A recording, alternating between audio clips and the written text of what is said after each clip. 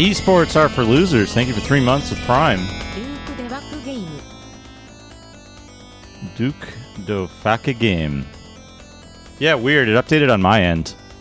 I always check the stream title in the page to see what it says. Did you have my stream open from last night? Oh, right. I was in the middle of adding a reward, but I need to enter an amount.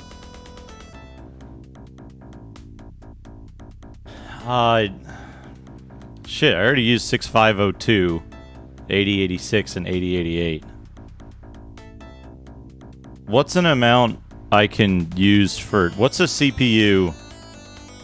Whoops, wrong thing. Here we go. What's a CPU I can use that's like in the high single-digit thousands?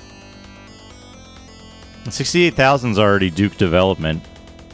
8486 and 8386 are too much. 286 and 386. I already got 6502.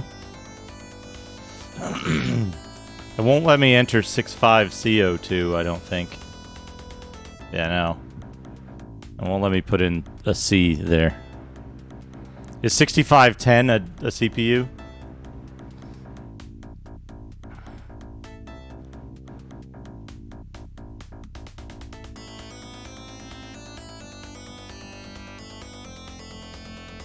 Reg with the Justin lockout right off the bat.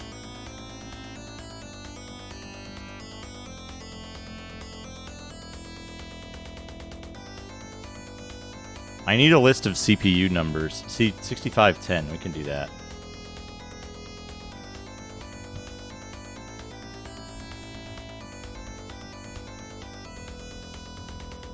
There we go.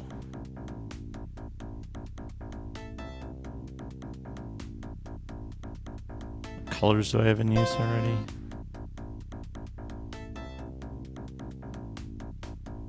That's a good one. Just like flesh tone. Salmon. Cooldowns and limits. That's good.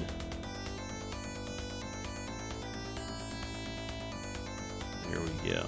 There we go. Oh, that's a good flesh tone color. Alright, where was I? Hello, everyone. 6510 is the C64 CPU? I thought it was, a 6502 for some reason. Or is that like an enhanced 6502? How's everybody doing today? We got the Apple out. We're doing the original Wizardry. 6x86. Hey Felly, how's it going? Thank you for the host. How's everybody doing today? We gotta go. This is the funny thing is that the Apple II scene is actually the C64 scene. What do I gotta do here? I gotta edit this.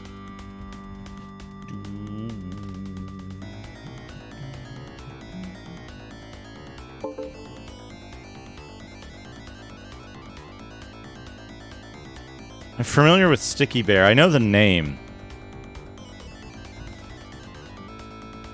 I'm gonna leave this typo in and then I'm gonna fix it.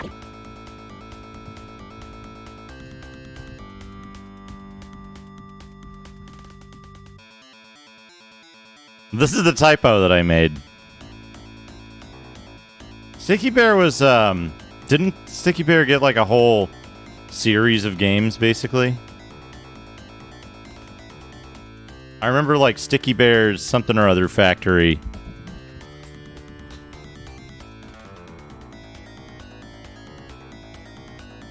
Is there anything I'm forgetting to do?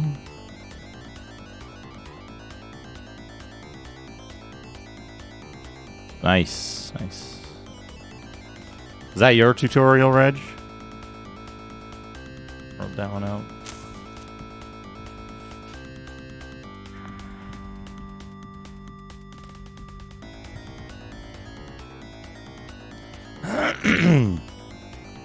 Adventure.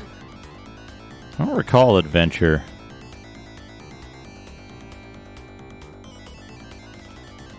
Hey, Murderfolk, how's it going? Good to see you.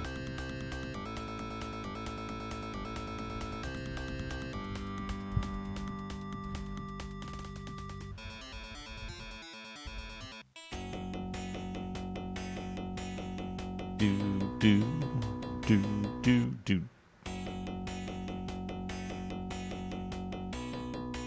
Anyway, we want... How can I do this? I want to, well, let's turn this on and make sure things are working. Oops. Let's turn power on first. There we go. That's a good sound. That's a good result. Like to see an error right off the bat, because it is the correct error. I thought it was... Oh, Control Apple, not Shift App. You gotta remember everything for each one of these little computers you get, you know?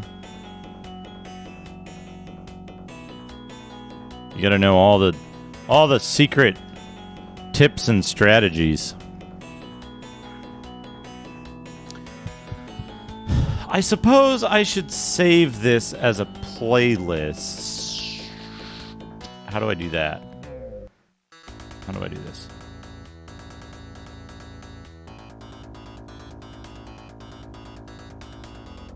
How do I save a playlist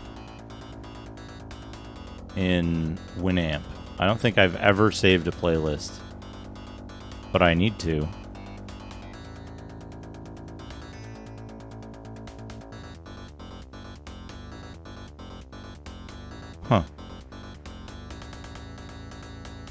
Huh. It just occurred to me in all these years and years and decades of using Winamp, I have never saved a playlist. Oh, here we go. It's down here. It's a button. No. Add, remove. Select miscellaneous actions.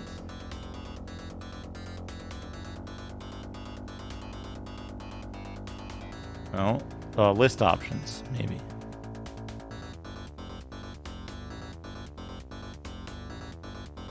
Save list. Here we go. Here we go. Streaming resources.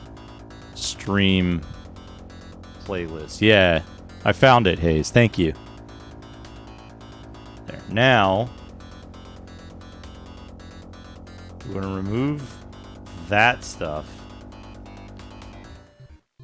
because we want adventuring music. And we want to put this on repeat, I guess, and then remove the other tracks. Wait, hold on. Which ones of these are going to be good for adventuring?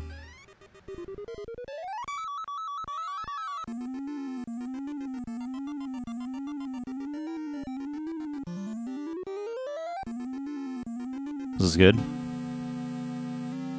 That's good.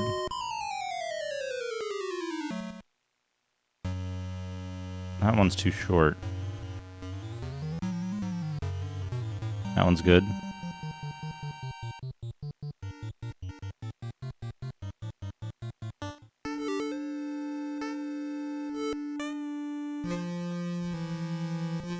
Not that one. This one is good.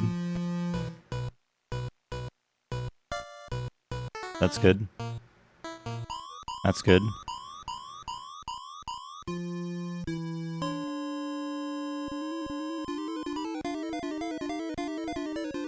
I think we'll get rid of the last 3 tracks. There we go. There we go. No, Reg, no. We needed to just pare down this existing portion of the soundtrack. To Adventure. The soundtrack to Adventure, we've got it now. How's everybody doing? Who's all here? I'm horribly disorganized today, so please forgive that.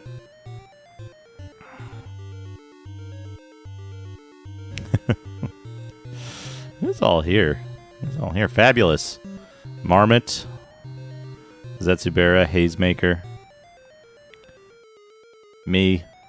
Esports are for losers. J52. Esports are for losers. Thanks again for 3 months with Prime. I appreciate that. Reg. Welcome. Pac-Man Red.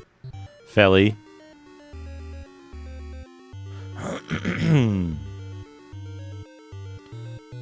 Abcadaber. Welcome. Murderfolk. D. How's it going, D? Good to see you. Zetsubera, if I didn't say so already. Neural Fault. Bevorked. thank you for 9 months. Rubber Kitty, thank you for 6 months with Prime. Hell yeah. Tobor, Lawn Dog, Carrie Fendor. Welcome. We're here for this. We're here for Wizardry.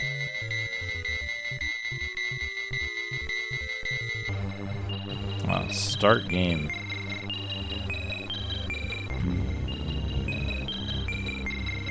I love the, 聞かざる、見ざる、言わざる、話している頭部のシルエット、話している頭部のシルエット、話している頭部のシルエットオン、話している頭部のシルエットオン、話している頭部のシルエット。I can hear strange music. Boxyvrac, thank you for the follow. I beat, hello. I feel as if I'm in a strange world. We need this. We need this for the beeps and the boops. デュークドビック。Duke. I think I'm being followed. Duke What could they want from me? We need this. Yeah, Boxyvrac, thank you for that follow. Oh boy. Oh boy, where's the... There it is. There we go. Let's how do I want to do this? I guess just there. No, I want to properly put this around the back. Phantasm. Hello. Here we go. There we go. Well, I should put this on shuffle so we get random tracks. That's what you do. Yeah, there we go. Okay, we got this. Got this. We gotta put this on. In one. Good. No CRT today because it's this thing outputs composite, so I can't really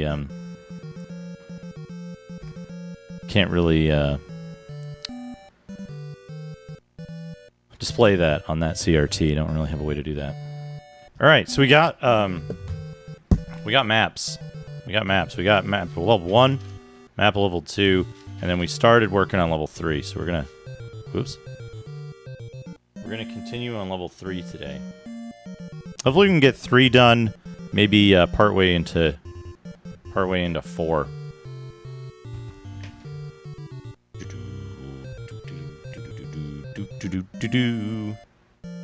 I forgot to start dumb timer. Here it is.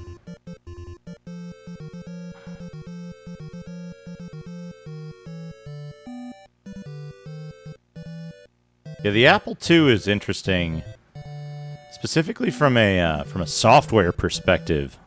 A lot of the stuff that it did was a lot of the stuff that was done upon it is is pretty interesting to me. Like I think software developers really took advantage of it, and it's odd because the Apple II was like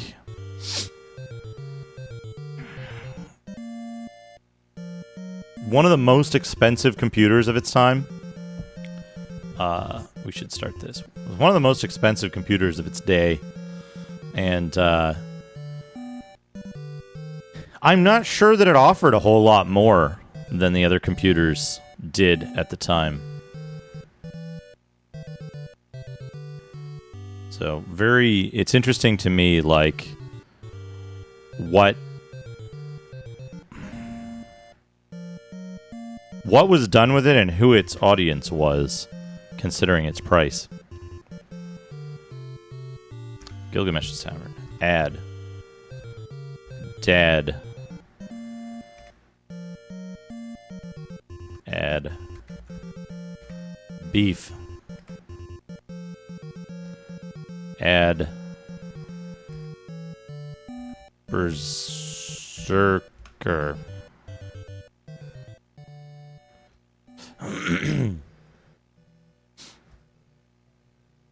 I'm curious what led to its popularity exactly.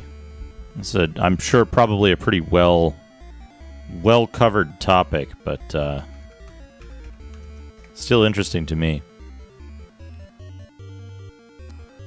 Beef and Sam.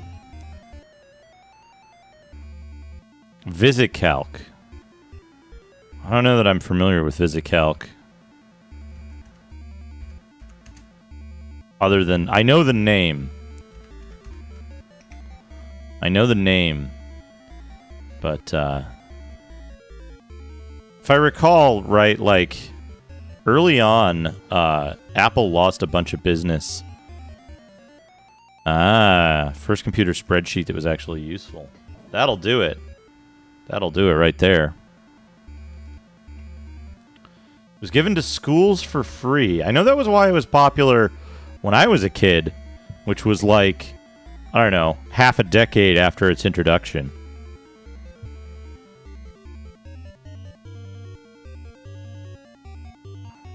But early on, when it was like $1,000 kit computer. And like $1,000 in 1980 money, too. Not like... Not the,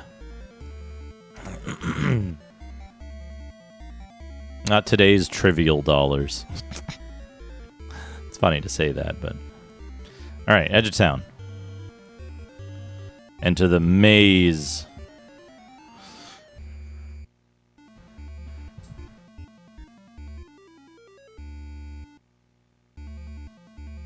Yeah, same here, Marmot. That's around the time I would have encountered it, maybe like 86, 87. That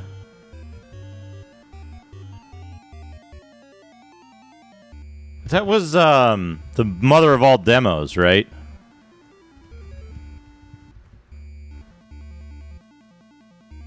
Douglas Engelbart in 1968 was the first computer mouse.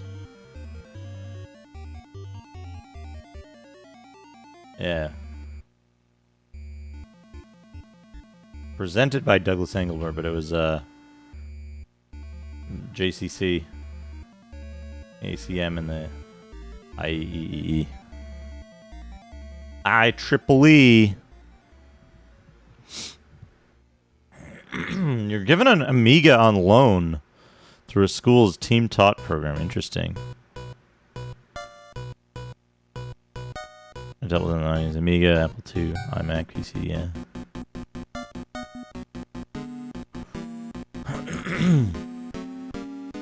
Yeah, the Apple II was really popular in education, but that was after a lot of these games were written, which is interesting to me. We want to cast... Not you. You don't have that spell. High school in 97. Man.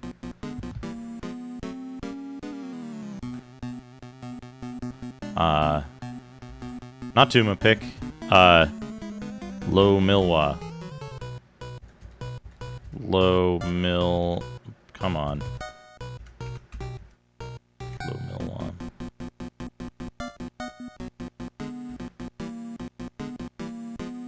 Oh, that's nice. That's pretty good. Love to hear educational successes. There's such a tremendous amount of educational failures. It's always nice to see an educational success.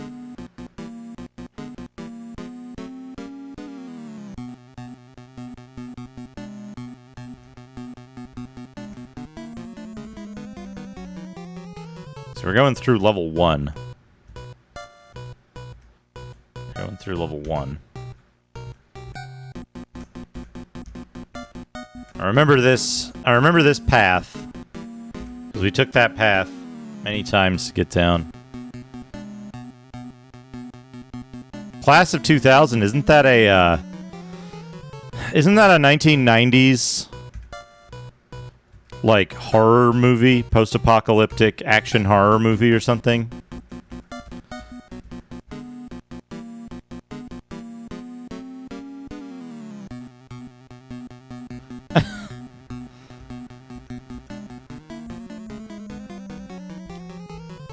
That's good, Tobor. That means you've achieved a measure of success. Target for phishing emails.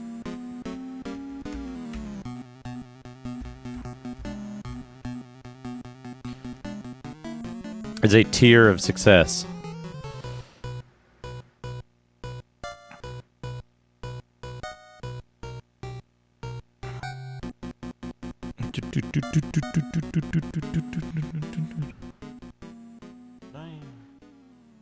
Okay, yeah, that's on. Pure Dave management. Oops. Fight. Parry. Yeah, it's funny, like, a bunch of Gen X stuff. A bunch of Gen X stuff got retconned into being millennials, based on who wanted to complain about them. Oh, thank you. I had this turned up because I took a Discord call.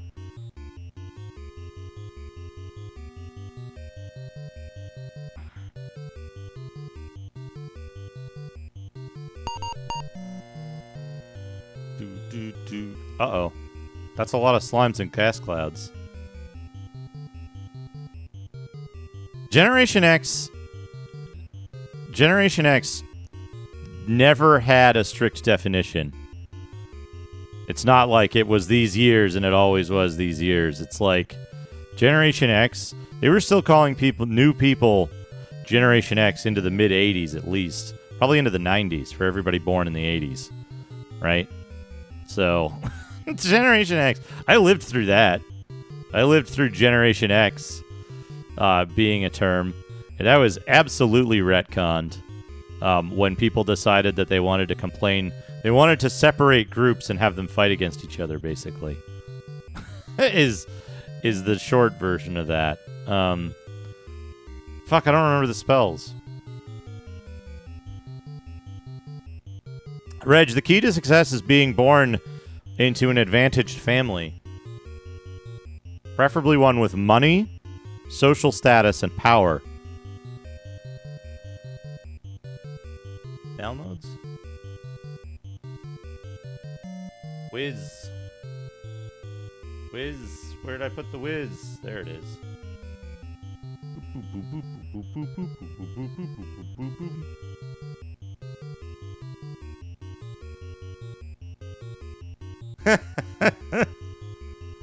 Very clever, Ralph. Very clever. Basically, yeah. Abs has got it. I know exactly how much of my opportunity to do the stuff that I've been able to do and be successful at in life was given to me because I had advantages when I was a kid. I got to work with computers when I was, 7, 8, 9 years old. And a lot of people didn't. Don't turn on big head mode. That's a key thing, though, D. It doesn't matter. It doesn't matter whether you get a big head or not. You can just fuck off and have no consequences if your family is big enough and powerful enough. Mine wasn't. We were...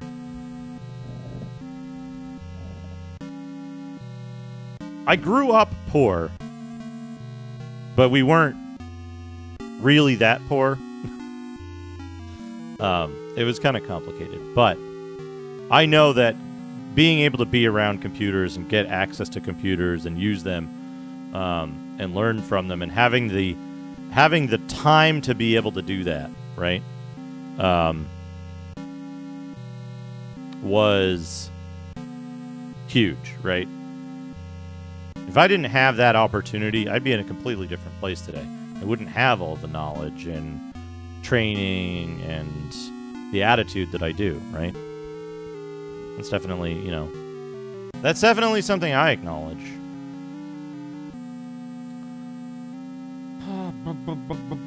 Macanito. Macanito is the one I want.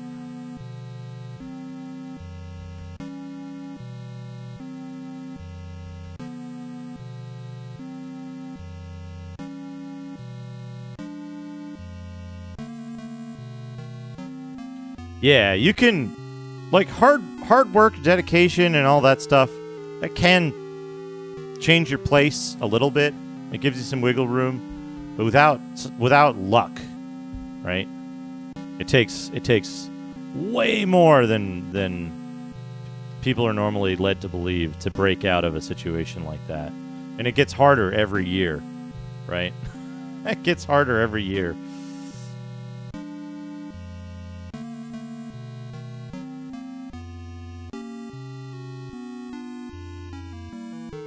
Yeah.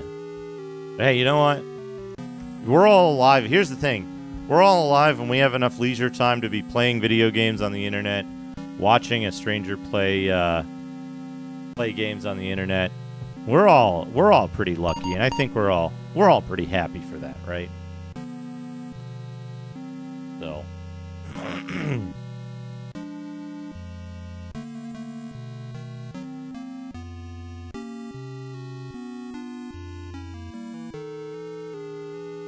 yeah, exactly, Ralph. Education, not necessarily like a diploma or a degree, but having the opportunity to study and to learn things is important. Do man in robes. Whoops. Oh, I hit run by accident because I wasn't looking.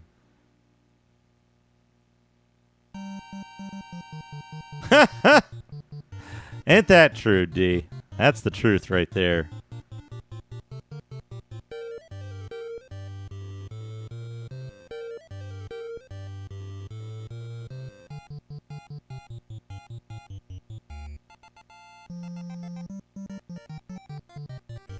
Yeah, exactly. Exactly. 2 highwaymen, 1 man in robes. The highwaymen have fled. I don't know what happened to the man in robes because I wasn't watching. But we got 79 experience points.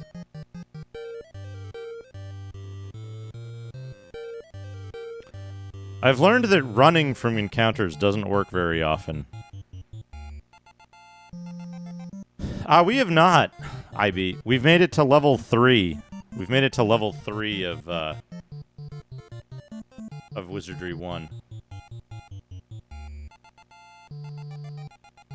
It looks like shit in 80 columns, Gunstar.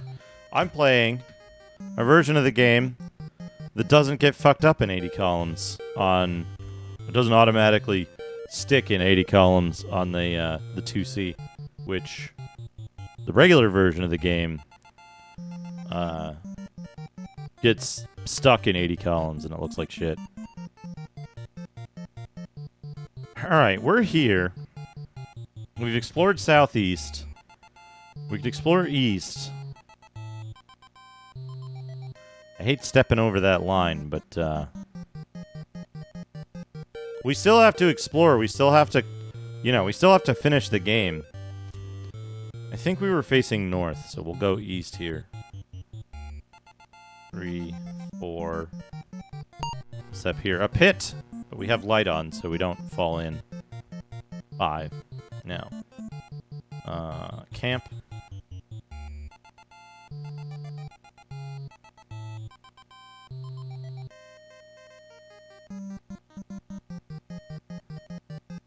Spell. Doom pick. Alright, where are we? We are 1 squares east and 11 squares north. 11. 1 squares east.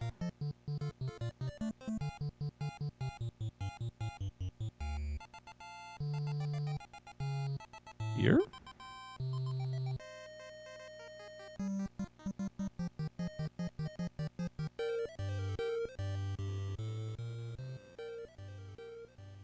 Right, yeah.